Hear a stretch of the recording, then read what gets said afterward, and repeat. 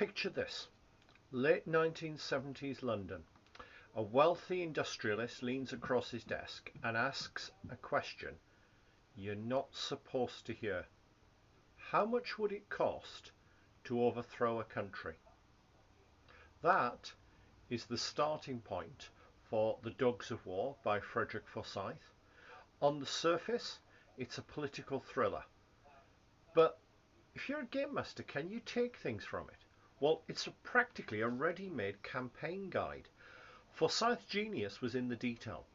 He didn't just write about firefights, he wrote about the logistics behind them. Recruiting specialists, smuggling weapons under false paperwork, moving men and supplies across borders without anyone noticing. It's the kind of behind-the-scene tension that feels tailor-made for a tabletop RPG. And here's where it really shines for RPGs. Everything in the book feels like an adventure hook. One chapter, you've got an arms shipment being moved in plain sight, except one crate doesn't contain what everyone thinks it does. Another scene, you realise the entire job is built on betrayal. The people funding the mission see the mercenaries as expendable pawns. And woven throughout is that classic wildcard NPC, the specialist who's essential to the plan, but is also running a side hustle that could blow the whole operation wide open.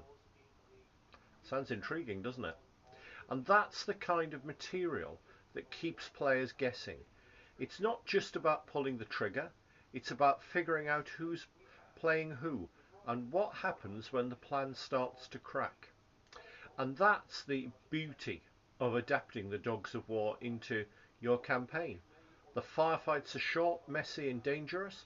The real drama, it's the deals, the shifting loyalties, the creeping realization that your mission that you've signed up to isn't the one that you're actually on.